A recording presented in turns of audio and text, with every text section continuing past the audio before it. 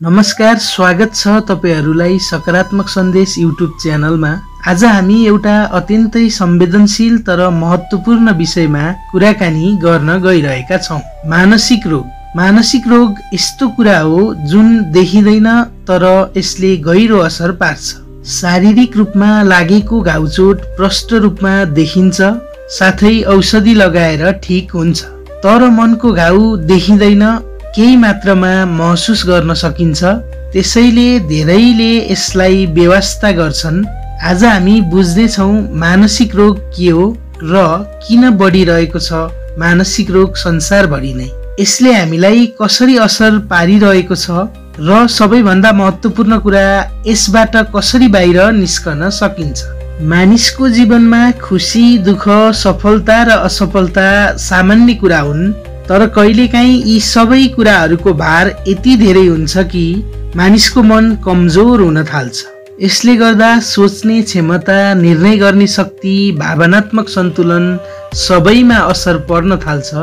मानसिक रोग भनेको यस्तो अवस्था हो जब मानिसको मस्तिष्क र भावना सन्तुलनमा हुँदैन। मानव जस्तै शरीरलाई रोग लाग्न सक्छ, मस्तिष्कलाई पनि त्यसै गरी रोग लाग्न सक्छ। तर हामी कहाँ मानसिक स्वास्थ्यलाई अझै पनि लाजको रूपमा लिइन्छ। यसलाई पागलपन, कमजोरी भनेर हेरिन्छ।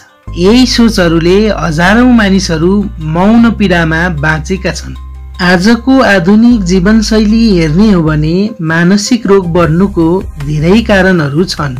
तनाव, दबाव, एक्लोपन, प्रतिस्पर्धा, सामाजिक तुलना, बेरोजगारी, पारिवारिक कलह, मोबाइल र सोशल मिडियाको अत्याधिक प्रयोग अनि आत्मसम्मानको कमीले गर्दा यस्ता समस्याहरूलाई थप बलियो बनाइरहेको छ। हामी भित्रभित्रै पीडित छौं, तर अरूलाई देखाउनको लागि भए पनि बाहिर मुस्कुराउँछौं। धेरैजसो मानिसहरू अरूलाई देखाउनको लागि मुस्कुराउँछन्, तर भित्री मनबाट छटपटाइरहेको हुन्छन्। किनभने हामी बोल्न डराउँछौं, कसैले हेप्ला, कसैले नकारात्मक सोच्ला भनेर। जब मानिसलाई मानसिक रोग लाग्छ, ऊ बदलिन थाल्छ, उसलाई सधैँ थकाइ लाग्न थाल्छ, ऊ अरूको माझ बस्न चाहदैन, उसलाई निन्द्रा आउँदैन, उसले रमाइलो कुरामा पनि खुसी महसुस गर्न सक्दैन। उसलाई लाग्छ म व्यर्थ छु, मेरो जीवनको कुनै अर्थ छैन, सबै मबाट टाढा भइरहेका छन्। केही अवस्थामा त आत्महत्या जस्तो डरलाग्दो निर्णय पनि मानिसले यस्तो अवस्थामा लिन सक्छ। यस्तो अवस्थामा हामीलाई सजग हुनु जरुरी छ। यस्तो संकेत देख्ने बित्तिकै हामीले समयमा नै सकारात्मक कदम चाल्नुपर्छ। अब प्रश्न आउँछ कि मानसिक रोग निको हुन्छ? यसको उत्तर छ, पक्कै हुन्छ। जस्तै शरीरको रोग उपचारले निको हुन्छ, मानसिक रोग पनि सही सल्लाह, साथ र उपचारले निको हुन्छ। मानसिक स्वास्थ्यको सुधार गर्ने पहिलो कदम भनेको यसलाई स्वीकार गर्नु हो। आफूलाई समस्या छ भनेर स्वीकार गर्न सक्नुपर्छ। त्यसपछि यो कुरा अन्य व्यक्तिहरूसँग गर्न सक्नुपर्छ, जस्तै विश्वास गर्ने मानिसहरूसँग, परिवारसँग, साथीहरूसँग खुलेर भन्नुपर्छ। यदि तपाईका वरिपरि कोही मानसिक तनावमा छन् भने उनीहरूको कुरा सुन्नुपर्छ। केवल सुन्ने कामले पनि कसैको जीवन बदल्न सक्छ। साथै जीवनशैली परिवर्तन पनि अत्यन्तै महत्त्वपूर्ण छ।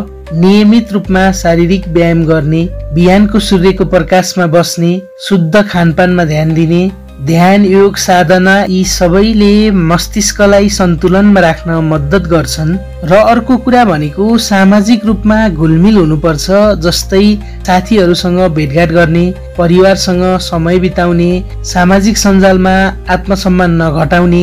किनभने त्यहाँ देखिने सबै जीवनहरू वास्तविक हुँदैनन्। त्यो बनावटी र सजावटको लागि हो। त्योसँग तुलना गर्नु बेकार हुन्छ। हामी सबैले के बुझ्नुपर्छ भने मानसिक रोग कुनै लाज मान्ने कुरा होइन। यो एक स्वास्थ्य अवस्था हो। यसका लागि डाक्टर, काउन्सेलर, मनोचिकित्सकको साथ लिनु कमजोरी होइन, यो त साहस हो। किनकि आफ्नो समस्यालाई बुझ्नु, स्वीकार गर्नु र समाधानतिर लाग्नु नै साँचो वीरता हो। समाजले पनि आफ्नो दृष्टिकोण बदल्नु पर्छ। तिमी पागल हौ, मन खराब छ तिम्रो, तिमी कमजोर छौ भन्ने शब्द हटाउनु पर्छ। त्यसको साटो यो भन्नुपर्छ कि तपाईँ एक्लो हुनुहुन्न, म तपाईँको साथमा छु। यो अवस्था पनि राम्रो हुन सक्छ। जीवन एउटा यात्रा हो जहाँ सुख दुःख जित हार हाँसो आँसु सब आउँछन्, तर मनभित्रको उज्यालो कहिल्यै निभ्न दिनुहुन्न। तपाईसँग समस्या छ भने बोल्नुस्, सहयोग माग्नुस्, र यदि तपाईँ अरू कसैको पीडा बुझ्न सक्नुहुन्छ भने उसलाई साथ दिनुस्, बुझ्नुस् र ऊ माथि विश्वास गर्नुस्। हामी सबै मिलेर यो समाजलाई मानसिक रूपले स्वस्थ बनाउनु पर्छ। जीवन धेरै सुन्दर छ, केवल त्यो सौन्दर्य देख्न मन स्वस्थ हुनु जरुरी छ। अन्त्यमा तपाईहरूलाई के भन्न चाहन्छु भने तपाईको अस्तित्वको अर्थ छ। तपाईँ महत्त्वपूर्ण व्यक्ति हुनुहुन्छ। तपाईँ एक्लो हुनुहुन्न। अँध्यारो लामो देखिए पनि उज्यालो नजिकै छ। मनको कुरा मनमै नराखौं, यो कुरा सबै सामु भनौं। मनलाई दुःखबाट मुक्त गरौं, किनभने स्वस्थ मनमा नै साँचो जीवन हुन्छ। यस्तै सकारात्मक सन्देश बोकेको भिडियोहरूको लागि हाम्रो च्यानललाई सब्स्क्राइब गरिदिनु होला। धन्यवाद।